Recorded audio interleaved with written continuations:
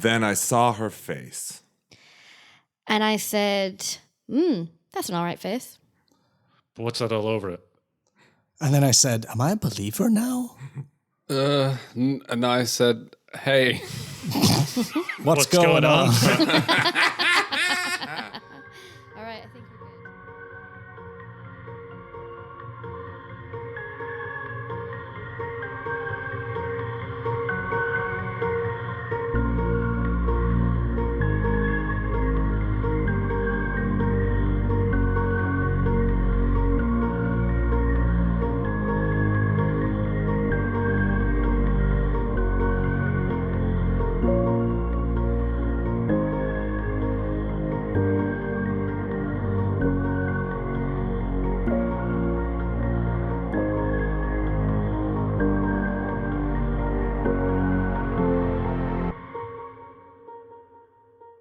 Welcome to the Tales of Podcast. We are playing Delta Green. We're back to playing Delta Green. Well, actually, the last episode was Delta Green. So welcome to the Tales of Podcast. And this is Tales of M-Cell, our Delta Green actual play. We're deep into the published scenario Viscid. And I am Fabio and I'm your handler. And on my right, I am joined by... Patsy. Hello and good evening. I will be playing Jonathan Lee Briers, former retired U.S. Army Criminal Investigation Division, alias Agent Garrett. Wait, I've just noticed Jonathan Briers as, like, from Stranger Things. I don't think so. Is that the guy's name? Isn't the older brother Jonathan Briers? Yeah, he goes by Johnny Lee.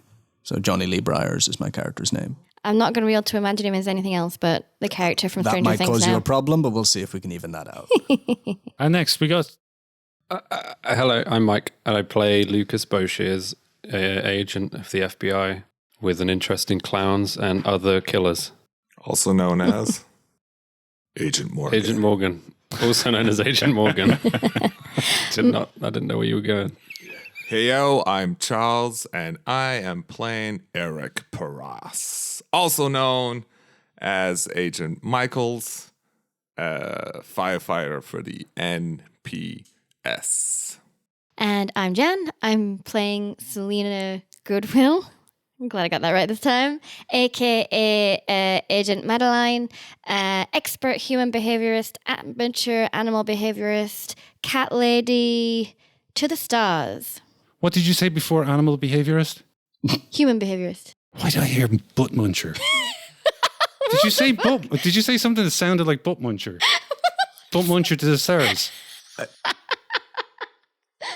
I was about to compliment us all on a very clean intro. I think you hesitated a little bit on amateur, so maybe it was must have been amateur. Could have been butt muncher. Yeah. I could see that. Yeah, okay. Fuck you guys.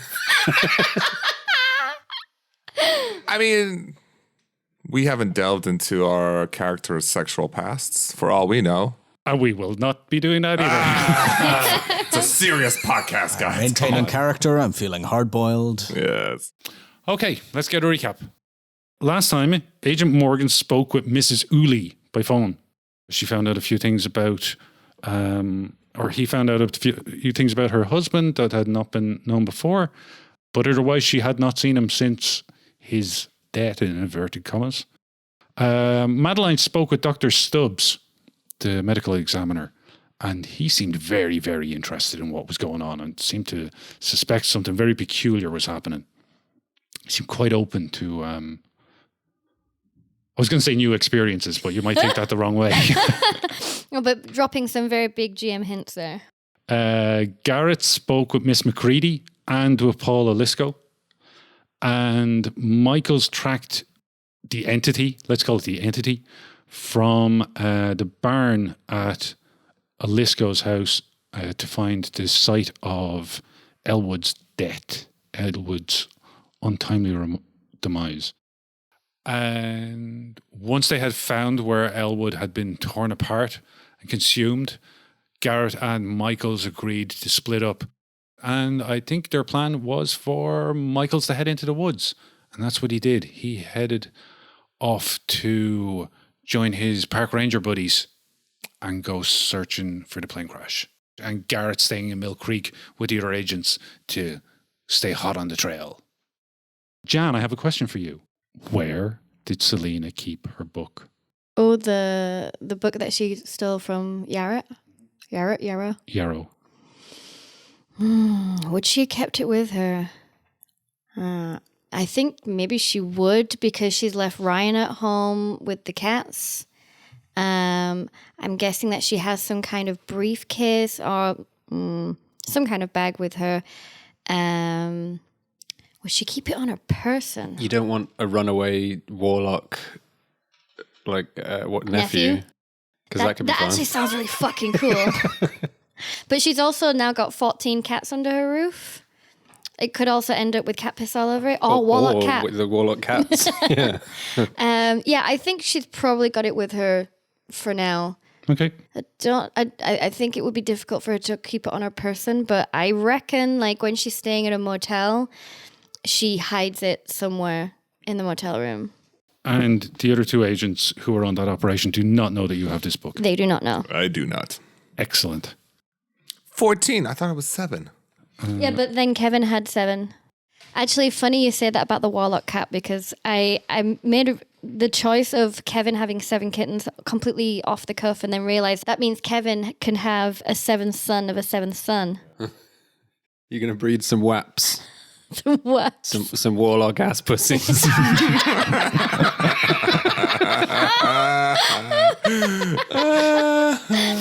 I mean, in another game, it would be delightful to have a warlock's nephew or cat, but unfortunately, this is Delta Green, and we will have to put you down. You're clearly a vector of occult influence, and we can't allow that. Well, as long as you don't succumb to my psychoanalysis before that. Okay, what have you got in psychoanalysis? My human is 60. Okay, my firearms is 85, so good luck with that. Okay, let's get started. Where are we going to go first? Let's see, where did Garrett go from there? Given that it's getting near to the end of the day, I figured I'd meet up with these 2 and compare notes and explain that we're now a man down and didn't consult them first. Cool. Okay, do you guys all want to meet in a cafe or a diner or something? Yes. I mean, we're still in the typical diner across the street from the motel scenario, aren't we? So You are, unless you find somewhere better. Why don't we switch it up a little bit? It's a 3-star restaurant. What? We could go to a bar. We're at a hibachi grill. It's around, by the time you guys are meeting, it's going to be like 9:30, so you could go to a bar. A Yeah, let's meet at a bar's bar. probably a good place because they got music. It's hard to... Yeah, Yeah. I'll call you guys and tell you I'm already at the bar. Paras is gone. I'll explain everything. Yeah. Bar it is. What's the name of the bar? It's called... Shit. Where are we? Uncle Frankie's. Uncle Frankie's. I hear that's a good place. As Agent Morgan arrives, first sees Garrett sitting in a booth or at the... Yeah, in a booth drinking a cranberry juice. Come on, sit down. Busy day? I guess we're going to do that retroactively. Yeah. What did you want to do? We could do What- this as a flashback that is telling. Yeah. Okay, yeah, that's cool. And I'm telling you Let's the do it as a story. flashback.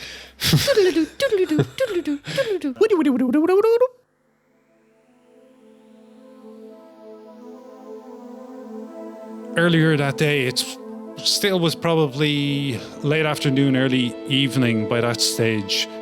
Agent Morgan arrived at the Swedish Medical Center and asked for Evelyn Wells. You were informed that she's in a coma, or she's not conscious, but you can speak with her doctor. The doctor looks quite busy and harried. He's in scrubs. You can see that he has just come from the emergency room. He's got some blood splattered on him. But as you call out to him, he stops and says, "Yes, how can I help you?" Dr. Ferguson, I hear you've been looking after a patient by the name of Evelyn Wells. Evelyn Wells. That's right, yes. And you are? I'm with the FBI. Okay, yeah. What can you tell me about the condition of Miss Wells? I understand she's been put in a medical coma. That's right, yeah. We were forced to put her into, we were forced to induce a coma to help her recover from some very severe wounds. She took a high-powered rifle shot to her left arm, and it severed her femoral artery. We were lucky to rescue her, lucky to save her life. Did she say anything before this induced coma? She was unconscious the whole time I saw her. She was brought in with, I think, her business partner or friend, one of her work colleagues, who was there, came in with her. He left to speak with the police as we brought her into surgery, though. Did you catch the name? The name of her partner, I think he called himself Ted. He kept repeating to her, "Ted's here. It's me. It's Ted. Yeah, Ted something." Does that match up with the name that we have? Ted Belton, right? Ted Belton's the name you got. Yeah. Okay. If all goes to plan, what's the recovery time on an injury like that? We would hope to be able to bring her out of it in about 4 to 5 days if things go well. Unlikely before that unless it's some kind of miraculous recovery. You say 3 to 5 days? 3 to 4 days. 3 to 4. Okay. What about her assailant? She was victim of an attack at a local diner. What happened to the person who attacked her? Was he caught? Did they come in? I don't believe so. I probably know less than you do, which is what I saw in the news. I think she shot at the guy, and he got away in a car. Got away. Police didn't manage to apprehend this person? No. From what I heard, there wasn't a very good description of him or the car. Okay. Do you know if there's a guard at place with Evelyn? There's a police officer down there now. Yeah, they've had a police officer with her at all times. Usually they hang around for in high risk cases, so it's not unusual. I believe there's one police officer there now. You mind if I go have a word? No, by all means, go ahead. Is that all you need from me? Yep. Thank you for your cooperation. Okay, I gotta go. All right, good luck. Bye. And he runs off. Okay, I go see the police officer. Yeah, so down the hallway you can see this cop standing outside looking at his phone. He's kind of startled as you approach. Excuse me, sir. May I have a quick word? Sure. Who are you? I'm with the FBI. I quickly flash my badge. Oh, okay. Oh, yeah. How can I help you? How long have you been on guard here? Me, I've been here since, what time is it now? It's coming up on 7. Oh, Jesus, I've been here since 2. Whew, these dogs are barking. I hear you. When did our Vic come in? She has been here since this morning. I think she was brought in around 1 p.m. Okay. Sorry, I should have said since this afternoon, around 1 p.m. Okay. Can I get your name and badge number as well, officer? You certainly can. And he gives you his name and badge number. Okay. Perfect. And you're on guard duty here until Wednesday. He looks at his watch and until someone turns up and relieves me. Speaking of, I really got to go to the toilet. Are you going to hang around here for a little while? I was gonna go check on Miss Wells and see if all is okay. Do you mind if I go take a piss? Feel free. And I might get a coffee as well. Get a couple, would you? You're not going anywhere, right? No. I'll be here when you get back. Cool. Oh, thanks. Just bring me a latte. I'll do my best. There's a machine. It doesn't look like it knows what lattes are. The milk is better than the water. And he rushes towards the toilet. That was a mistake. There's no milk. It's powdered milk and the water. The powdered milk has more nutrition. Oh, okay. Okay. I guess I'm gonna go in. I'll take a look around, see if there's anyone around. The lights are off in here. There's light coming through the door from the corridor, and there's the lights of the life support machine. Evelyn Wells is lying quietly in the bed. The curtains are drawn. There is one small bouquet of flowers has been left in a vase beside her bed. And she is, as I said, unconscious. And her left side is strapped up. Her arm is completely bandaged. And it's raised above her. Is that, there's like a thing here with details of the injury and any Yeah, surgery that's been performed, like a clipboard? There's a clipboard at the end of the bed with her full report. I would snap a picture of that. I don't know if that's going to be useful or relevant, but Yeah. in case that's a thing that I would do, I do that. Yeah, you wouldn't understand a whole lot. You do understand some of it, but you wouldn't understand all of it. So yeah, you take a photograph. And I take a quick look, just to make sure that everything lines up with what I already know with regards to our injuries. It does, yes. Okay. I look out the window. Where are we? Which are we, like, on ground floor? Or? I want to look for, like, possible routes of entry. We are one floor up from ground level, and this window is looking out into the parking annex that's off to the west side of the building. So if someone came and parked a lorry, they could climb up. Yeah. Across the car park, there's a multi-story car parking facility across from, like, it's separate from the hospital. There's a private multi-story parking building. Across from there. The windows cannot be opened. Is there a curtain? There is a curtain. I draw the curtains then. Yeah. But I want to have a quick look at that parking lot. I'm wondering if I would have anything. I'm obviously not going to have a full pair of binoculars with me, but like. You've got your folded telescopic opera glasses. Yeah, I don't know if I would have anything like that. Huh? You could just go across the road, X-Files style, and look around the dark and spooky parking garage. I would do that when the cop gets back. Yeah. This is increasing the chance of retroactive bullet holes. I'm into it. Yeah. But yeah, I mean, if I'm happy that this place is relatively secure, I've got a good list of, like, all the possible risks of entry. That car park looks like a good place for a shooter to hit up and finish the job. Well, I mean, there's only one door into the room. The windows cannot be opened. It's at the end of a hallway which ends on a window looking out, rather than ending on a stairwell. So there is only one point. There is only one direction of entry into the room. Seems pretty secure if it's got enough guards. Okay. Yeah, then I'm gonna hang around until the cop gets back. He comes back, he gives you a coffee, he thanks you for covering for him, and he says, I just got a call from dispatch, and I've been told to head. They're sending relief for me in the next hour. You heading off before the relief gets to you? No. I'm holding on for it, just giving you a status update. Okay. Do you know if any of your colleagues have checked that parking lot on the other side of the street there? Parking lot? Oh, yeah. Oh, no. Oh shit! You think there's a chance of a sniper? I think it's possible. This is clearly a targeted attack. What with the firebombing at their place the other day? Sure. Okay. I'll call for a patrol car to swing by. Don't you worry. You're gonna be here for the next hour. Yeah. Let me go take a look. You don't leave until I get back, okay? Oh, it's no problem for me to just radio a patrol car. Can meet you there if you need some backup. Nah, don't you worry about it. I'll be all right. I know how to handle myself. All right, fair enough.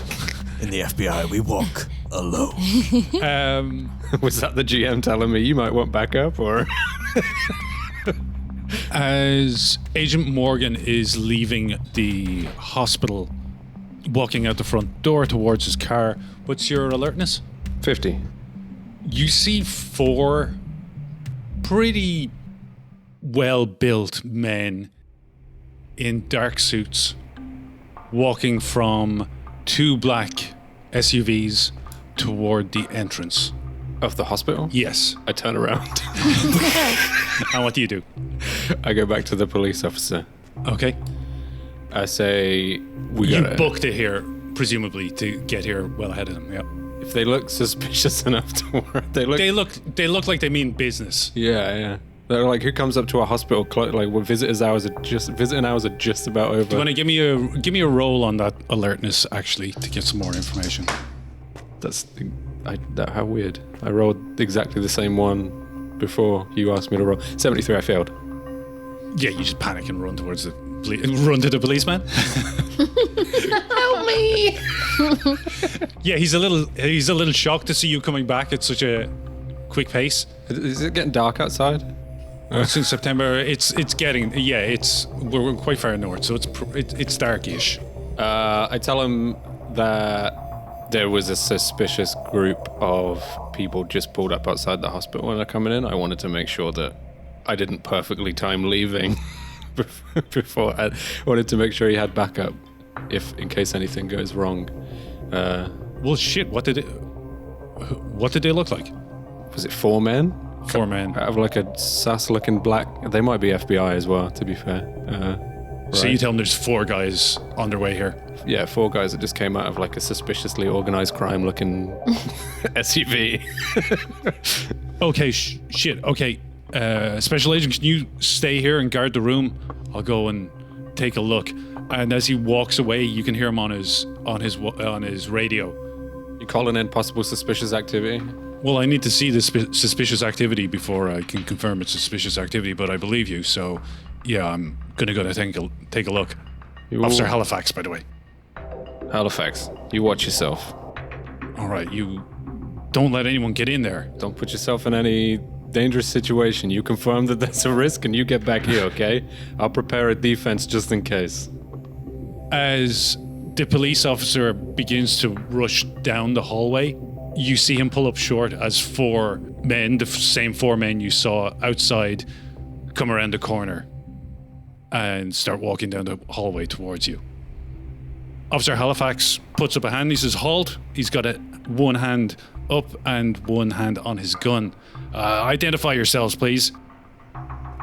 The 4 men stop and one of them steps forward, taking out an ID of some kind. You can't see it from here. And he speaks quietly to the police officer, who then radios something which you can't quite make out before he steps aside and points to the room. And he walks with them. And as he gets up to you, he explains, these are bodyguards for Miss Wells, apparently. Their ID checks out. Do you know anything about this? I haven't heard anything. Who hired you? The guy who had spoken with the police officer answers, and he says, yeah, we are a private security detail that was being hired by Mr. Belton to provide protection for his business partner, whom he believes to be in further danger. And you are? I'm with the FBI. May I see some ID, please? Is that a legal requirement? It's. I mean, it's not an unusual request. It's not an unusual request. Yeah. And it might be weird for you to deny it. Yeah, okay. Then I show my ID. He takes it. Like, he spends a good long time looking at it. You can see he's trying to memorize it without writing it down and making a fool of himself. And he takes a good hard look at it and he says, Agent Bo Shears, nice to meet you. Is there anything about the security situation here that you could appraise us of? Or should we just get to work? Is there anything off? I mean, there is something off. I don't trust Ted Belton. He's a suspect.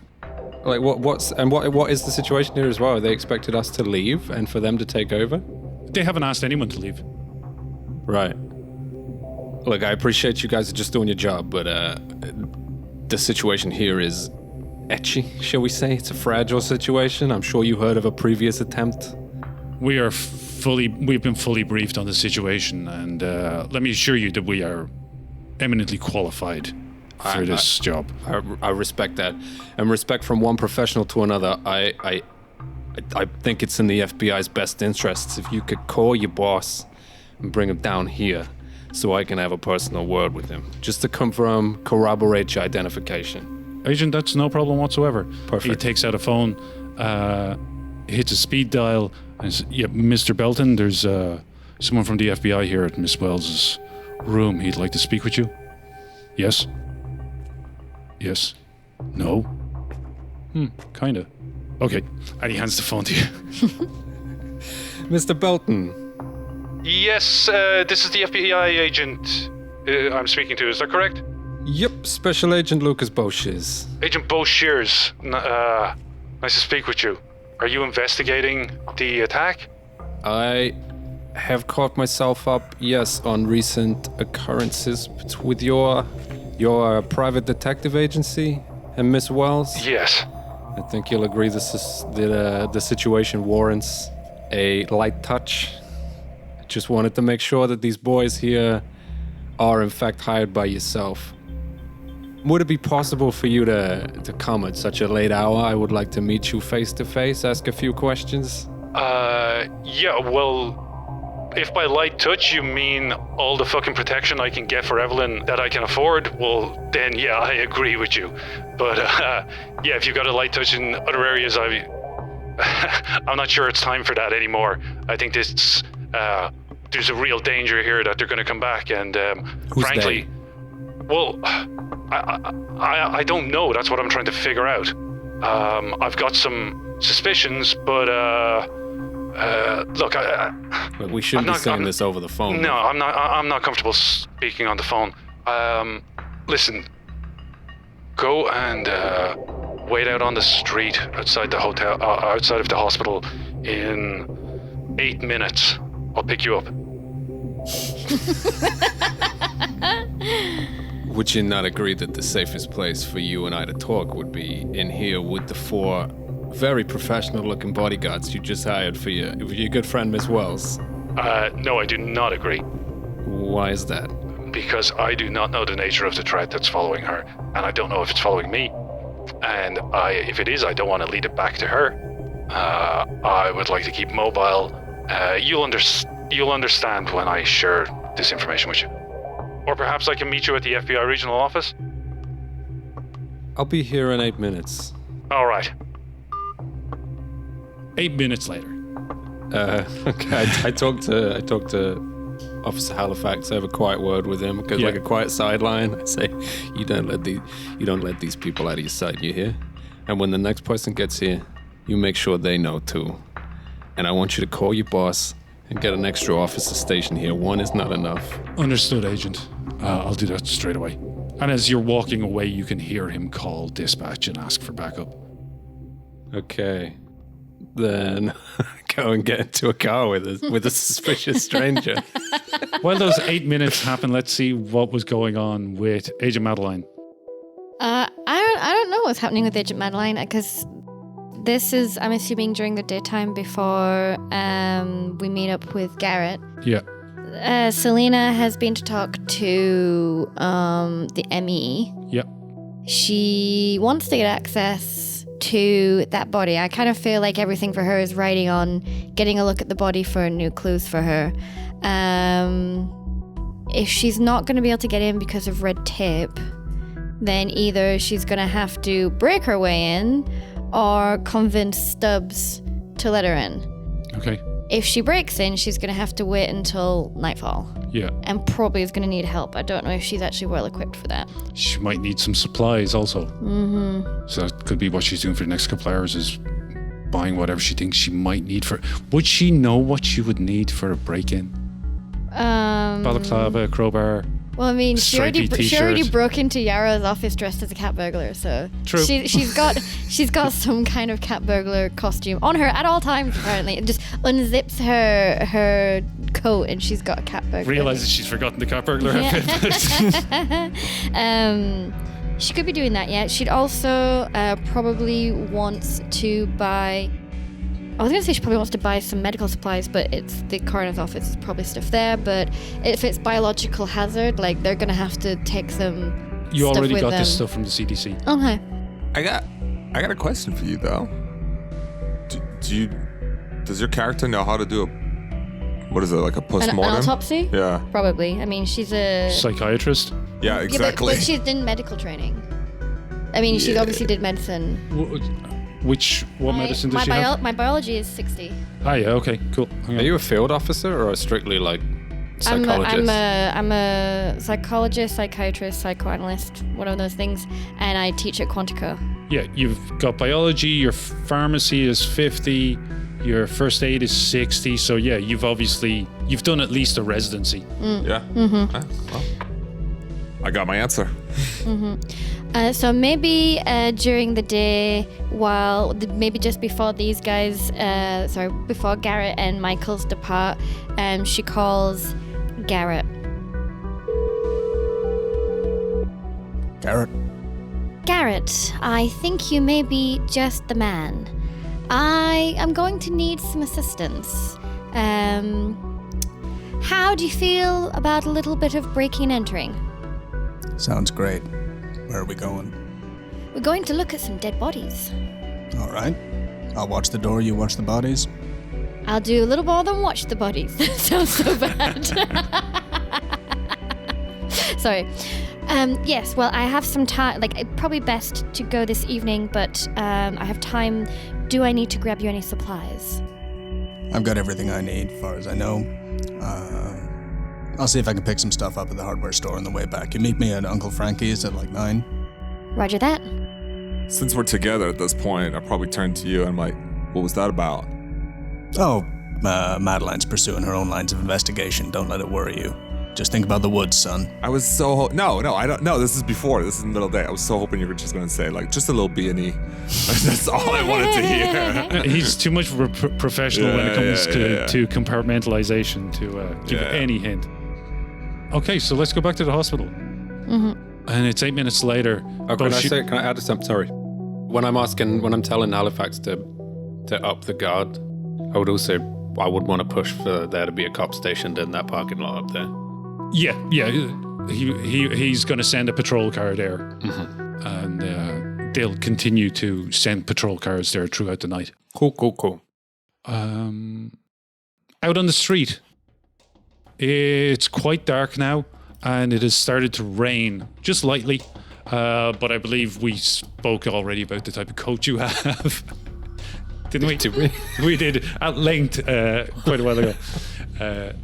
So you pull. I imagine Boshears pulls up the collar on his long trench coat, and a dark grey Mercedes with tinted windows pulls up to the curb beside you.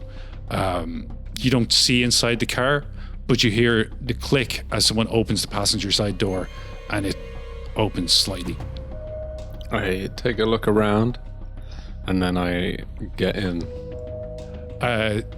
You have just had time to get in and close the door behind you before there's a screech of tires and the car is in motion.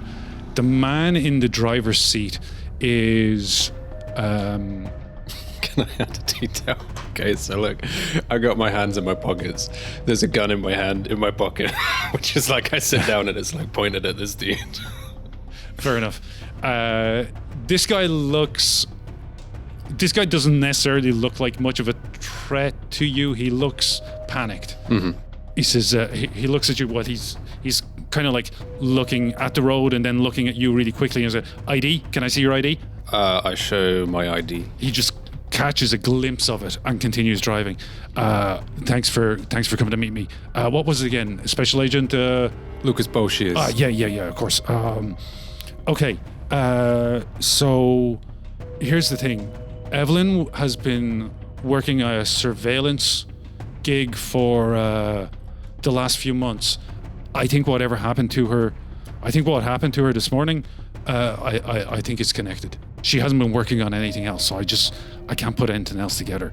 But I've been looking into the people who hired us, and murky is the word I would use to describe this. It's Who is it?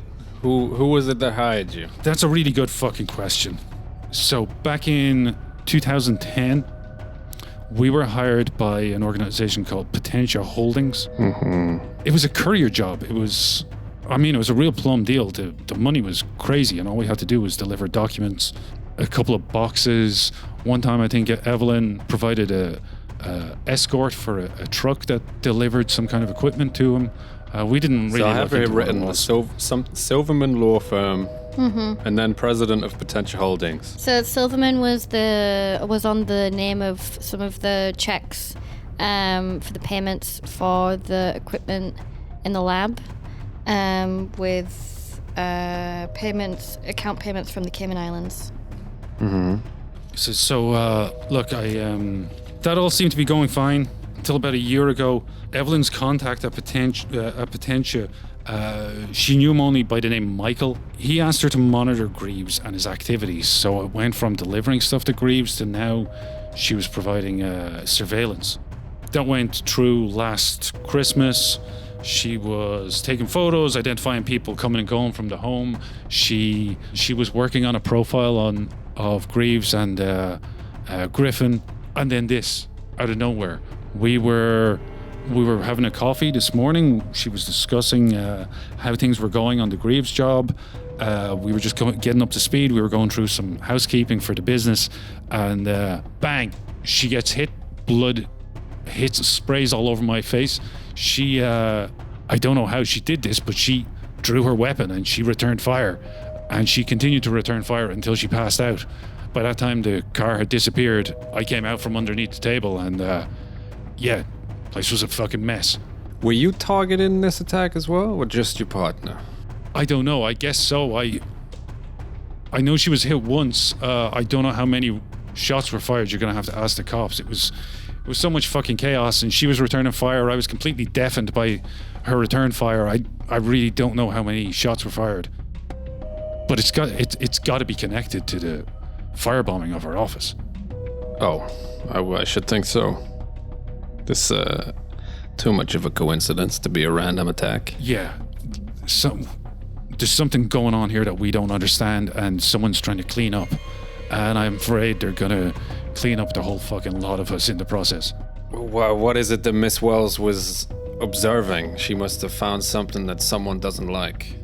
Well, she didn't have any certainties when I discussed it with her. She had prepared these dossiers, one on Greaves, one on Griffin, but I've been poring over them. I haven't found too much in there.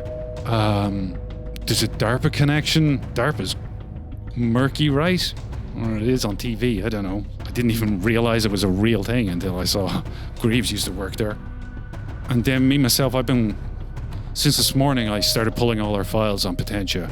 And I got a dossier here I can share with you too. Does anyone remember this? I have written down something about the president of Potentia. Are they the people that were they also on the checks, or where did we get that name from before? Potentia Holdings. Is this people like checking in on their own investments, or is it a rival company? Is that who he sold his patent to? Maybe. Might have been. I've only got written down here. Aaron Silverman was on a check. Yeah, Silverman's name was on a purchase receipt, and also the name Potentia Holdings was listed as the payee for the delivery of some very expensive equipment and I wrote down the conversion of the room. Aaron Silverman is also the acting president for Potential Holdings. Yeah, I just haven't got those two things linked up. Maybe there you go. So potentially checking in on their own investment at this point. And then when everything goes wrong with Greaves and Griffin, they want to cut all the loose ties. So while Belton is telling you this, he's trying to like read bits of the dossier, and then he just like tosses them to you in the passenger seat, and he's keeping an eye out. He's constantly watching his mirrors, and he says, "So I'm going to keep on digging. If I dig up anything else, I'll let you know. Is there any kind of protection that you can provide? I've hired some, as you know, I hired protection for Evelyn, but we've got freelance detectives all over the place who are potential targets too." Was there anyone else in your agency who had access to these documents or who was on this case? No. Evelyn took care of that completely alone. Do you think that maybe that means everyone else is safe? But they firebombed the damn office. Was Wells working at the time? No, it was early morning. Chances are they firebombed. I mean, I don't want to jump to conclusions, but they could have firebombed your office to take care of your documents you had on them. Do you keep your servers on site? Shit, you're right, yeah. No, we save it all to the cloud. Thank fuck. I'm just running around in circles here. Well, there is a possibility that you are in danger. And whoever's running this ship, whoever's trying to silence Wells, they're from the same century we're from. They probably know your servers ain't on site. That's pretty stupid. So, look, I can't offer you personal protection. Have you spoken to any of my colleagues at the Bureau? No, I've been keeping on the move. Until I know more about this, I don't want to stop. Yeah, take my card. If anything else comes up, you give me a call, okay? In the meantime, I want you to talk to the police. I want you to talk to my friends at the Bureau. Don't share this information with them. I don't know who I can trust just yet. Jesus Christ, you think it's that bad? Could be. Okay. Where can I drop you off? There's a bar I've heard good things about around the street here. You ever heard of Uncle Frankie's? Uncle Frankie's? Oh yeah, I know that place. Nice place. I ordered the wings. And yeah, he makes small talk, nervous small talk, trying to distract himself from how stressed out he is, and drops you off there. It's around about 9:30.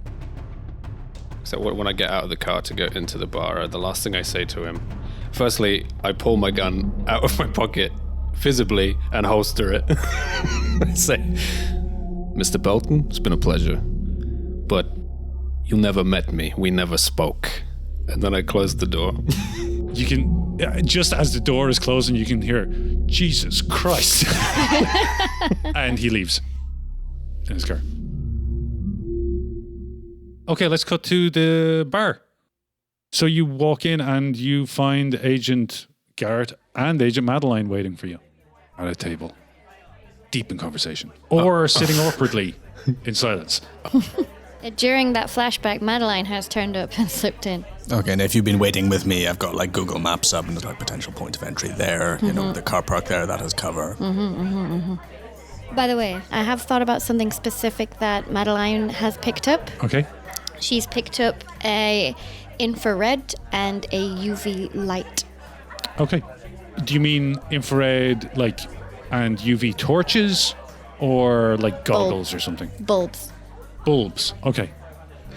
No, wait. She bought an infrared bulb and a UV, like a torch with a UV light. I've told you should order the wings. You know how much cholesterol's in those? You gotta think of yourself in 20 years from now. You think you'll be alive in 20 years? Well, I didn't think I would be 20 years ago, but here I am. You taking a seat or what? Yeah, I'll take a seat. Boom, Bushy's got schooled. You take a seat, someone comes over, takes an order, brings you wings and a drink. Who wants to lead off? Well, what do you gotta tell us? I've had a hell of a day, and then we do that scene. Flashback. Are we flashing back again? We're just in an infinite loop. No, you thought on your feet. Seems like you got some good material for us. Also saves us breaking into Belton's house and getting the same information out of him a little more directly, so nice one. Just eating wings. Selena is not touching anything of the stuff that Garrett has put on the table because her hands are covered in grease. I haven't put all my crowbars and shit on the table. No, I thought we were looking at like a map and stuff. Oh, right, yeah. So she's just sitting there like licking her fingers and not touching anything because they're greasy. Yeah, Garrett ordered a salad and is disappointed that it's mostly Caesar and not very much salad. It's just deep fried chicken. Yeah, they and put sour fucking cream. lardons all over Yeah. it. Oh, Jesus Christ. It's like 4,000 calories in a salad. I gotta watch my cholesterol. Yeah, so I spoke to our friend, Ted Belton. Still a suspect, but much less so now than this morning. I got some interesting information. He shared with me the dossiers that Detective Wells put together. Looks to me like potential holdings had a vested interest and wanted to make sure that their investment was worthwhile. It seems like they had good reason to be suspicious. Right. And it looks like as soon as Wells reported back that something had gone topsy-turvy, they wanted to clear their name, tie up loose ends. Why don't we take some time to read these? Selena waits for you to put it in front of her so she doesn't get grease fingerprints all over Yeah, it. should we I all have them too, but they're already covered in grease. Yeah, should we all take a look at these, or? Didn't you say Yes. we should maybe read one each? Yeah. I think it'd be best if you read one each. No, I think he's probably like put his leather gloves on to read through these. Maybe start with the one on Greaves, then on Griffin, and then you can do Potentia. Greaves. I want Griffin. I'm very curious about Griffin. Potentia. Thank you. And so you distribute the dossiers among the agents. Mm-hmm. And who's going to read the Greaves report? I can read. September 7th, 2017. Evelyn Wells. Subject, Tybalt Greaves, Mill Creek, Washington. Investigating Tybalt Greaves through IRS records and other government documents has yielded limited information. Born in Ithaca, New York, Greaves is a retired geneticist. He holds doctorates in molecular biology, genetics, and biochemistry, all earned at Northwestern University when he was in his mid-20s. Notably, he was recruited by the Defense Advanced Research Projects Agency, DARPA for short, in 1985, which marked a significant turning point in his life.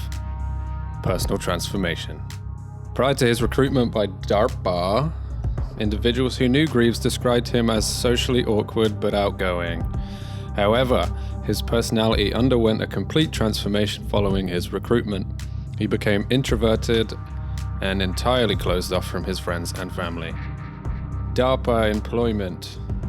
Tybalt Greaves worked for DARPA from 1985 to 2001, with his listed location of operation being Mount Weather, Virginia.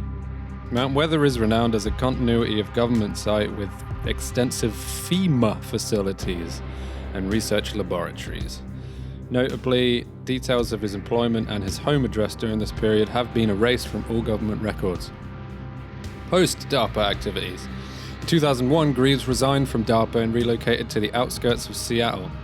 He filed a patent for a fast and cost-effective blood type casting process called anti-ABD, and subsequently entered into lucrative licensing agreements with several prominent biomedical firms. This patent generated approximately $10 million in revenue over 5 years, and he eventually sold it to Merck in 2005 for a lump sum payment of $18.8 million. Tybalt invested his own money wisely and managed his finances meticulously. At the time of his death, we had a net worth of nearly $21 million with no outstanding debts. Remarkably, he consistently prepared his taxes, which were found to be honest and up to date. Relationships and lifestyle. Following his departure from DARPA, Greaves appeared to have limited involvement in activities beyond managing his substantial wealth and engaging in relationships with sex workers. In particular, he formed a long-term relationship with Amanda Griffin, a dancer at Rose's Gentlemen's Club, which began around 2010. Griffin is now his exclusive girlfriend and lives in his residence. End of report. Quick question. Can you just repeat that bit about the... Did it say anti-ABD or anti-ARD? Anti-ABD. Ah, okay. I thought I made a connection there. Given your knowledge of biology and pharmacy, this kind of stands out to you because a process of this type, the discovery of that process and the codifying of that process seems like something more likely to happen in perhaps a university lab or in a corporate lab, but somewhere where there's like a large team with a lot of resources working on it, rather than some guy working out of his kitchen. You know, no matter how much of a well-respected geneticist he was, it seems unusual that he would have been able to do this himself. This whole time, I was convinced that Amanda Griffin was some sort of super agent. So you know? me too. That's why I was She like, might be. That's why I'm like, I want to read Griffin's report because I'm curious. All right. Then I'll hold my breath. Do you want to go ahead and read Griffin's report? Sure. Background information. This follow-up report pertains to Amanda Griffin, born in Olympia, Washington in 1990. Amanda is Tybalt Greaves' long-term partner, and her background provides additional insight into the dynamics of their relationship. Amanda Griffin was well-liked and popular during her time in high school in Olympia. However, she abruptly left her hometown in 2007, and it was discovered that she began working as a dancer at a gentleman's club a year later. This fact became widely known amongst her former acquaintances in Olympia. Amanda Griffin's mother, Ophelia Tunney, divorced Amanda's father in 2006 and entered into a relationship with Emil Artenza, a trucker with a history of sexual assault who had served time in an Alabama prison for attempted rape in 1982. Artenza continues to reside with Tunney in the house where Griffin grew up. Griffin fled her home due to abuse by her mother's boyfriend. Griffin established a positive reputation as a diligent and friendly worker with numerous repeat customers. She left her job in 2009 when she met Dr. Tybalt Greaves, an older man of substantial wealth who sought to provide her with a new life. Relationship with Tybalt Greaves. Amanda reportedly cares for Greaves, though it's likely motivated more by financial benefits than genuine love. Greaves lavishes her with extravagant gifts, including annual car replacements, extensive shopping sprees, and high-end handbags. However, her mother believes Greaves insists on maintaining the illusion of financial struggle to the outside world, instructing Amanda not to draw attention to their wealth. Neighbors believe the couple to be in substantial debt and unaware of Greaves' true financial status. Return to Olympia. A brief interview with Emil Artenza, Ophelia Tunney's boyfriend, revealed Amanda visited her hometown of Olympia on 2 occasions, with Greaves accompanying her on the second visit. This meeting did not go well, as Artenza made derogatory comments about Greaves and their relationship. Greaves responded with a veiled threat, suggesting that he had connections who could carry out harm to Artenza, specifically mentioning a, quote, bilateral orchiectomy, parentheses, removal of both testicles. Additional relationships. Amanda Griffin maintains relationships with other boyfriends while involved with Greaves. Greaves is aware of these relationships but does not appear to be concerned. End of report. Okay, Potentia Holdings. Yeah, it is a company registered with a single address, a post office box in Washington, D.C., and it has only a single employee. Well, it's a one-person operation, but it made an impressive $300 million in income for the previous year. The one guy is Robert Justin Ortega, PhD, who is an engineer. He owns and operates Ansile Incorporated, a Department of Defense contractor specializing in the production of Titanite weave body armor. This is next-generation armor believed to be twice as strong as Kevlar, while being half the weight. Potentia's post office box in Washington is funded through payments made by the law firm Marcus Silverman and Green. All communication from Potentia Holdings to Dinot, Belton and Wells originates from the private line of Aaron Silverman, a lawyer at Marcus Silverman and Green. About Ortega, Robert Justin Ortega is a very successful and accomplished individual in the defense industry. He made remarkable strides in the industry. He had innovations in chemistry and developed Titanite weave. And let me see. The company he runs, separate from Potentia Holdings, Ansile, has 241 individuals and has secured several classified government contracts. He himself is widely regarded as an engineering prodigy and often portrayed as a genius, not only in science, but assembling a top-notch team at Ansile. However, a former professor at Manhattan College expressed incredulity at Ortega's portrayal as a genius, stating that he was a mediocre student at best. So yeah, Potentia Holdings is this guy. That sounds like basically two people who seem to have achieved great stuff, but on their own, in an incredible capacity. Yeah, so obviously I got that wrong. I was under the illusion that Potentia Holdings, Aaron Silverman was the acting president. But if it's a one-man team thing, then yeah, apparently I got that wrong. They work closely with Silverman. Like they do communications through him. He funds their post office box. So this is like they're representing the same interests, whatever those happen to be.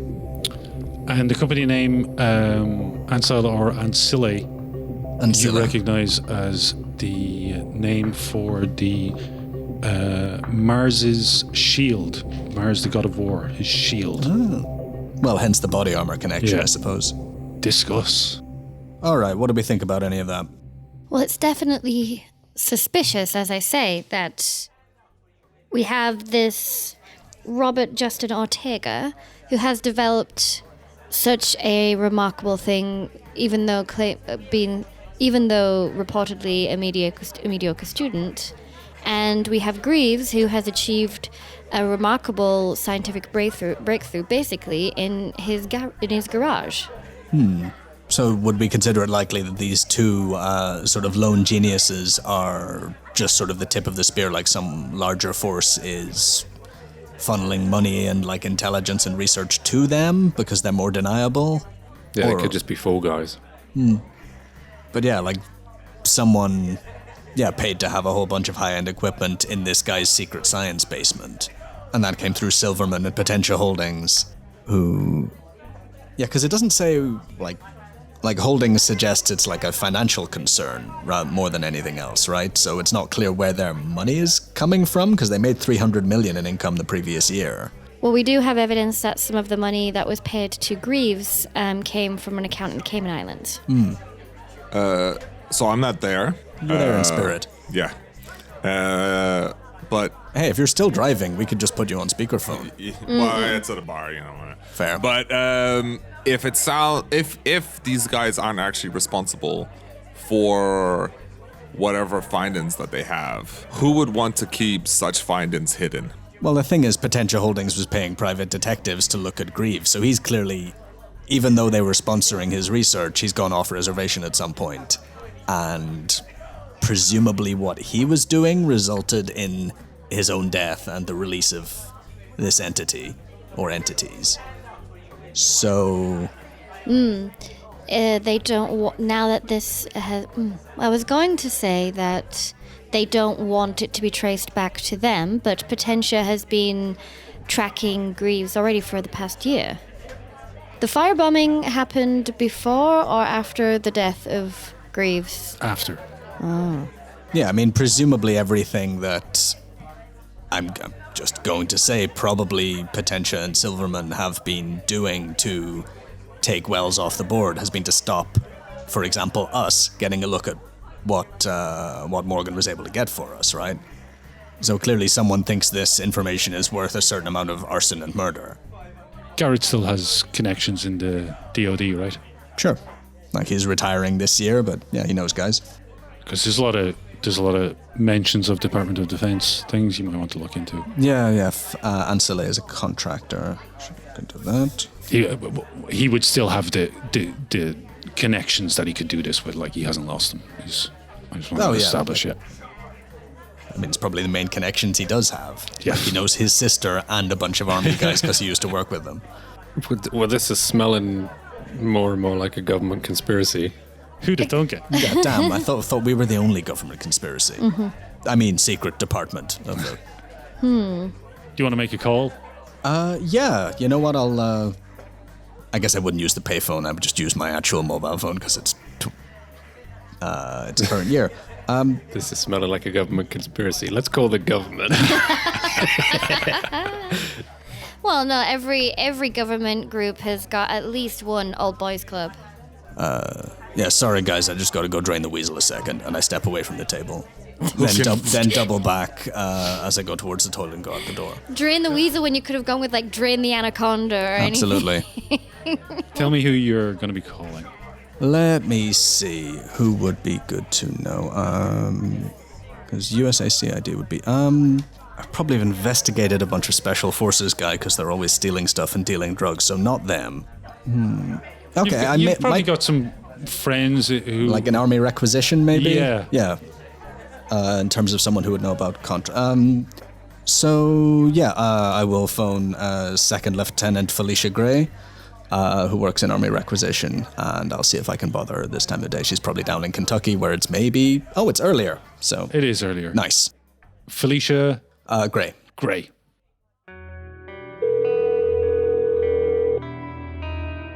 This is Gray. Hey, Felicia, sorry to bother you. Just wondered if we could have a quick chat about something. Briars. I haven't talked to you in months. Hey, yeah, well, retirement's coming up. I've got a sort of seed in my little nest egg. I'm looking to maybe go private, man of my experience, but... Oh, so you're here, you're stealing headed paper and... Hey, you know how it is. All the pencils, yeah, I'll make sure they're held down. Pension? What pension? Might as well pawn my medals. Anyway, I'm testing the waters with a few potential employers. What do you know about Ansele Incorporated? You ever work with them? Ansele. Huh. How do you Titanite? spell it? Ancile. You might know them as Ansile. Here we go. Ansile, yeah. Oh, The Titanite Weave guys, right? yeah. We've been testing out their body armor by the looks of it. Is it as good as they You can say, hear or her is it all tapping hype? through things. She's going, yeah, I mean, whoop, yeah. It's testing through the roof, yeah. It looks like they're going to get a pretty big contract. Yeah, you reckon this Ortega guy would be good to sort of to take an old guy like me out to pasture? Oh, maybe. I haven't met him. I heard some people talking about him. He sounds like a bit of a rich kid jerk. But that's to be expected, I guess. Better than a poor kid jerk. That's true. Anything else I can help you with? Let me see. Shit, is there anything else you can help me with? Guys, thoughts? You could ask about Greaves and DARPA. Okay, I can link that in I somehow. mean, you're either going to have to give her a good reason why you're looking for it, or you can just ask and give us a roll. We could also ask them about Marcus Silverman and Green. Let me see, because I could just try and persuade her, I suppose. And listen, while I got you here, reasons of my own. Name Tybalt Greaves mean anything to you? Greaves, no. No, I just keep hearing in my researches. I think I was following a line from Ansele, and I just keep hearing this his name, Aaron Silverman and Potentia. I just really want to know who the money guys are, who's holding the bag.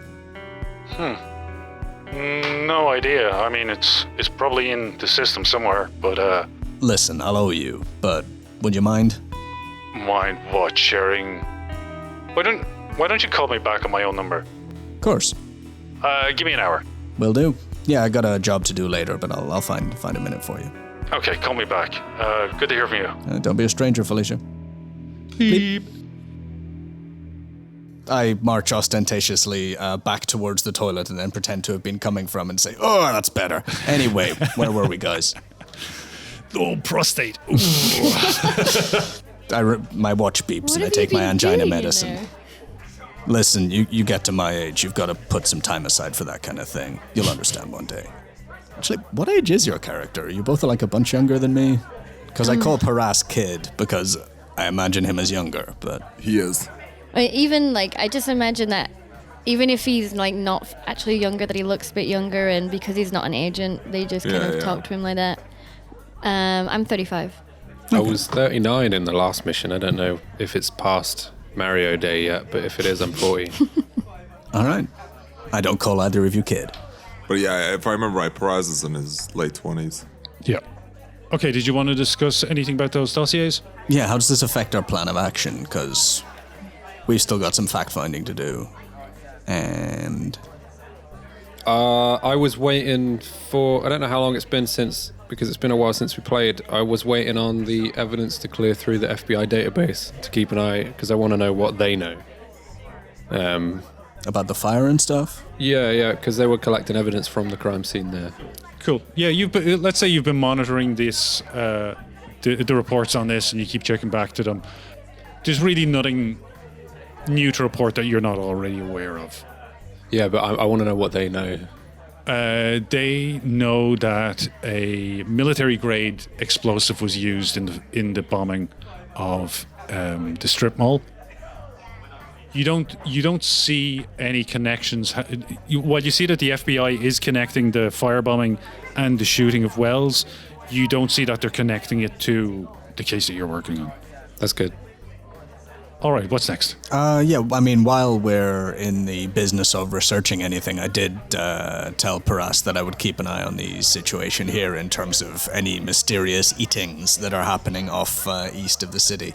Is there a straightforward way I can do that? Can I, use my band radio in my car to, tune into a police frequency or, I don't know, get a web alert or something? You could check the internet. I will check this time I need to go for an actual long bathroom break because, It's a side effect of my medicine. So while I'm doing that, I'm going to go look up some stuff on my phone. For which area are you looking at now? Let me see. I mean, not out of state by this point, I guess. So in sort of eastern Washington, like the direction I was looking out for with Paras. Right. Okay. No, there are no. I mean, you search local news sites, radio station websites. You check, stuff tagged for that location on social media, and nothing's jumping out at you. Seems like things are quiet so far, but I would encourage you to try that again. Okay, yeah, I mean, like I say, I want to be doing that periodically. You know what, I'll text Paras, say, all quiet here, where our investigations are proceeding, hope you're staying awake. But yeah, good luck, Paras, we're counting on you, etc. You just checked around this area, right? Yeah, around, like, the area. Yeah, cool. Got it. The area of countryside. All right, I'll probably have another look at that in the morning, but yeah, I will make a note. While we're at the bar, how do we feel about Paras being by himself? Is there anything we could do for him? Oh, yeah. Are we sorry to... Paras isn't here. I would have explained, he got on the scent. He's, had to cut the boy loose. It's about time someone went to check out that plane crash, and it's at least he's in his natural habitat. Is he going there alone? He said he had backup, other forest types. Oh dear. You reckon the kid's up to the task? Should I be worried? Oh dear. Well, nothing else to be done about it now. Well, I did offer to go with him, but boy's a free spirit, what can I say? Yes, we learnt that last time, huh, Boshiers? Yeah. Free spirit. Yes, that's what I'd call it. Free trigger finger. If all we can do is focus on what's right in front of us, maybe we'll see him again sometime. Do we at least have contact with him? I hold up my phone. Do you want to send him a selfie or something? No, it's just as we get more information about the case, it would be good if we'd be able to contact him in the wilderness. That's a good point. If you're way out in the woods, calling you on the phone might be a problem. You're probably going to lose contact with him, yeah. Fair enough. Mm-hmm. That's why I was like, before we send him to the woods, I wanted to make sure we had a way of being in contact, but... Too late now. Too late now. Free spirit. Shall I close off the scene then? Yeah, let's go steal that body. You did not discuss in any way the break-in. Not yet, no. I mean, I feel that there's something here that needs to be found, and I have not found it. I'm probably going to have to go away and think about it. Yeah, steal the corpse first, then we can think about that. I'll put those on the evidence board so you can... Are we stealing the cops? Well, no. let's discuss the whole concept in character before we run anywhere. So here's the deal. Kane has wrapped up the jurisdiction for viewing the body so that nobody can get in, but that also means that I can't get in. I feel like our best bet to get in there quickly is by force. So my intention is to break in, examine, photograph, and if possible, exhume the body. No, that's to take it out of the ground. To potentially autopsy and test my theory about exposure to daylight and photosensitivity. So ideally we'd need an hour or two? I think I can maybe manage an hour. We're not taking out all of the organs if they remain, I suppose. So yes, an hour or two. That's doable. And this is Griffin's body because it didn't dissolve as far as we know. Yes. Right, okay. And there was the remaining hand and foot of Greaves was on the plane, right? Yes. Or was that in the... No, I think we said the medical examiner had that on ice as well. Okay. Okay, I don't foresee too many problems. It's a secure location, but not hardened. It isn't Fort Knox. Wait, who's gonna do this break-in with you? Because three's a crowd. Whoever feels they are the most up to the task. Need the doc on hand? I volunteered. I guess keep me on standby. Let me know if there's any trouble. Yeah, I wish I could say get some sleep, but that's gonna have to wait for all of us. What, because we need to cuddle puddle together to go to sleep? No, because we need to rob a morgue. And we need Boshiers 2 streets away in a car in case anything dangerous happens. Okay. So, yes, Boshiers, get away. As in, please drive the getaway car. Not fuck Get the off. fuck out of here. I missed you too. Okay. All right, so you are going to break into the Snohomish is how it's pronounced, Snohomish, into the Snohomish Medical Center.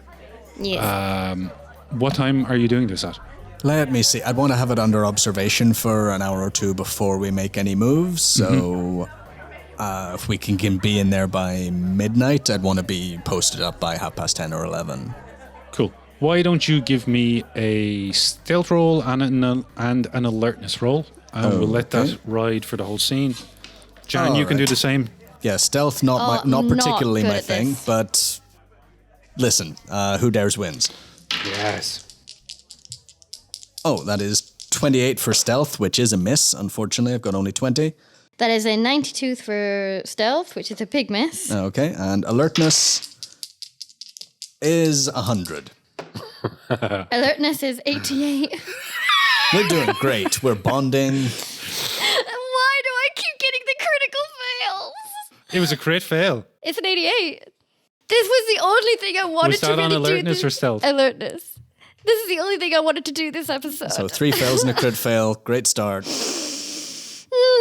No, we're failing forward. Listen, we're getting that corpse, regardless of how many bodies we have to pile up and doors we have to kick down. We're just gonna have to transport the corpse somewhere else and put it in like a dark room. Yeah, we know a place. Is this going to be the episode where you become In fact, there's a green box outside of town, so...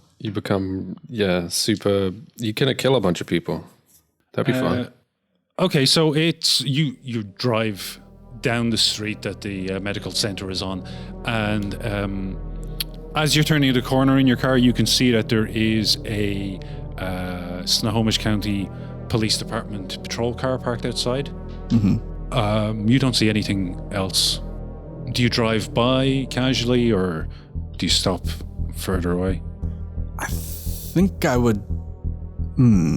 What do I say there?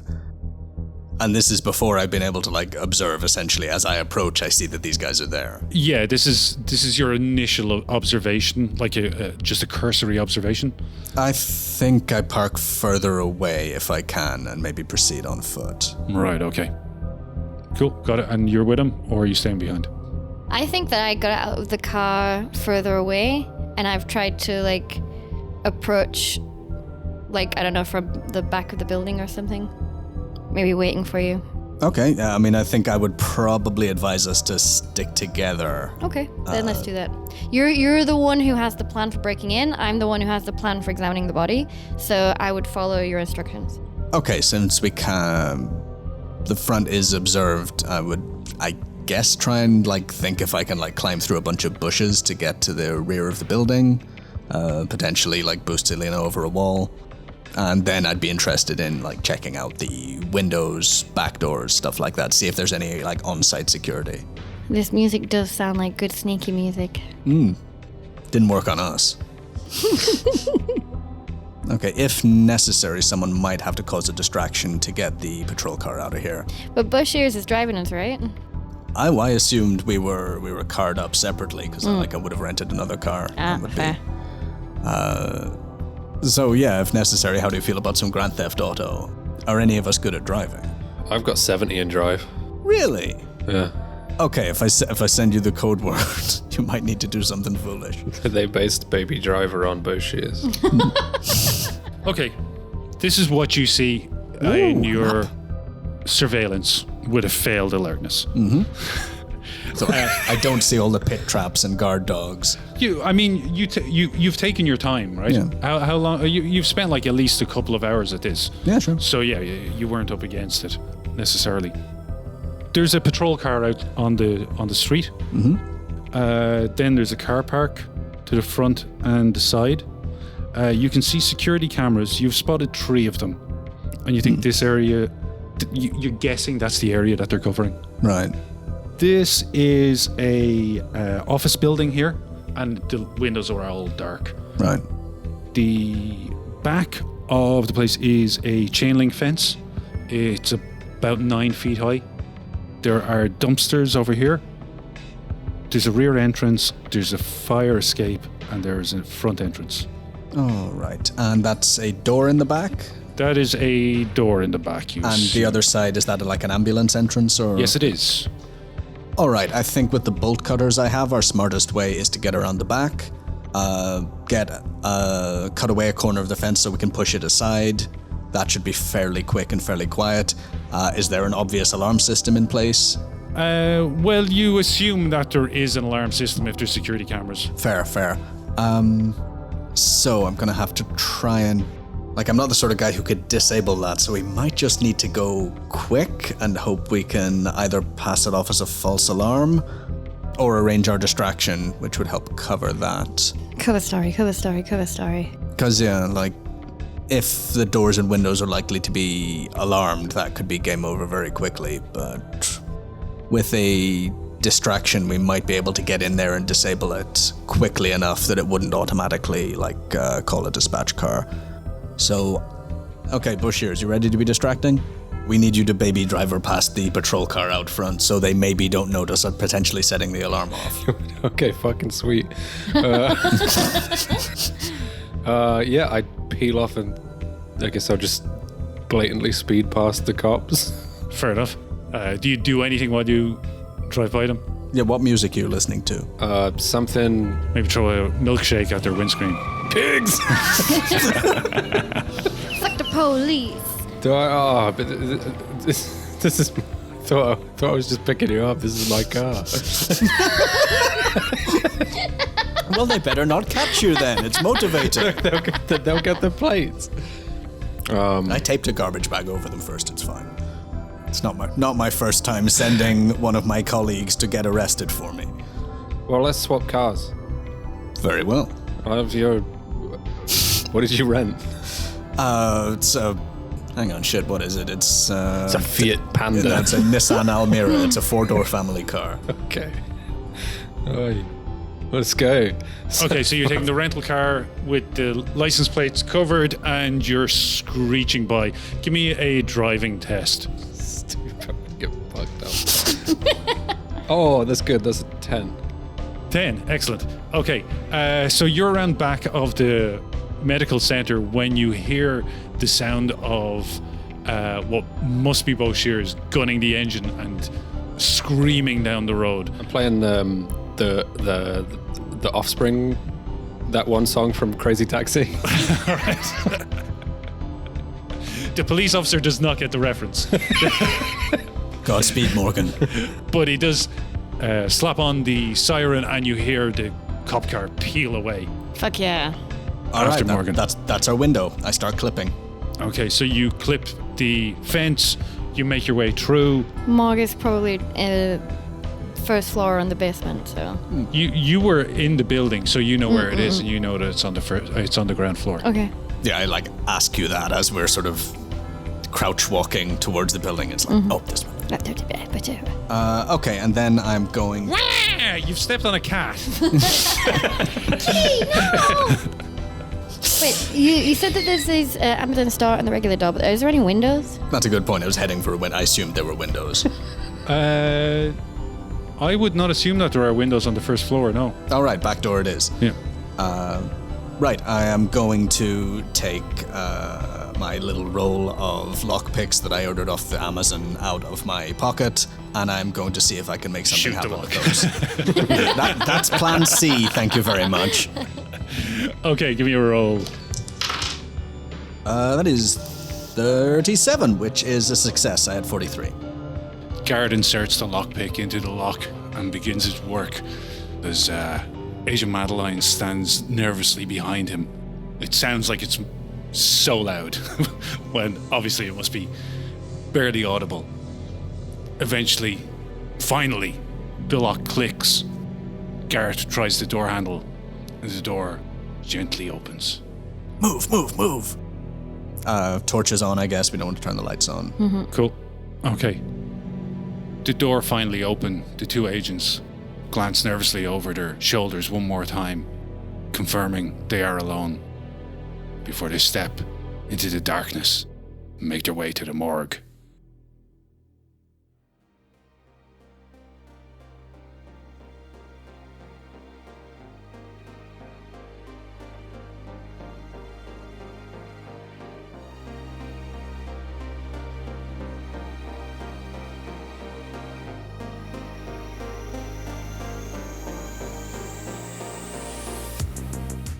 Thanks for listening, folks. If you enjoyed this, please leave us a review on your podcatcher of choice. It'll help spread the word and help others to find us too. If you have any comments, questions, or just want to get in touch with us, you can. You can find us on Instagram with @tales_of_podcast.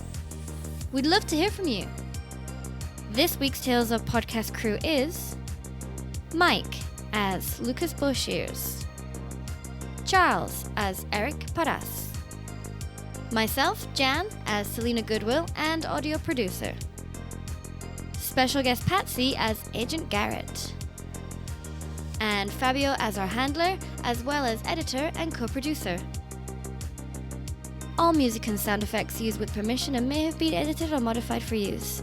Details and links can be found in the show notes. See you next episode! Alrighty, how's that in everyone's headphones? Sounds great. Not bad. All right. Fucking beautiful.